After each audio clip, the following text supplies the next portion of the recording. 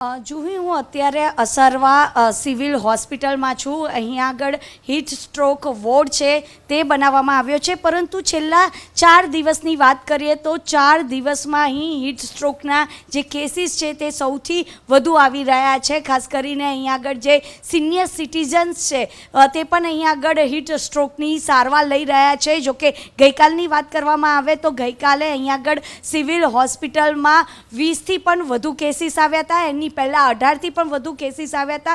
એટલે કે છેલ્લા 4 દિવસમાં સૌથી વધુ જે કેસો છે તે અહીંયા આગળ સિવિલ હોસ્પિટલમાં આવ્યા છે અને ખાસ કરીને સારવાર લઈ રહ્યા છે। જોકે અહીંયા આગળ દર્દી છે, તેમના જે પરિવારજન છે તેમની સાથે વાત કરીશું।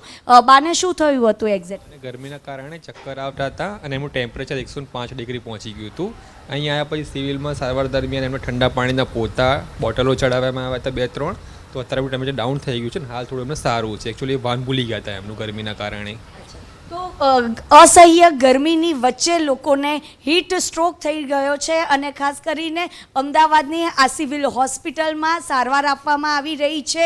સતત 4 દિવસથી અહીંયા આગળ જે હીટ સ્ટ્રોકના કેસીસ વધી રહ્યા છે અને તેની કામગીરી અહીંયા આગળ કરવામાં આવી રહ્યા છે। ખાસ કરીને ટેમ્પરેચર એ લોકોનું ડાઉન કરવામાં આવે, કારણ કે બીપીના પણ ઇસ્યુ ઊભા થતા હોય છે। આ સિવાય આંખે અંધારા આવી જાય છે, ચક્કર આવે છે, એના કેસો પણ વધી રહ્યા છે। તો સતત ને સતત આ જે હીટ સ્ટ્રોકના કેસોમાં વધારો જોવા મળી રહ્યો છે। જુહી।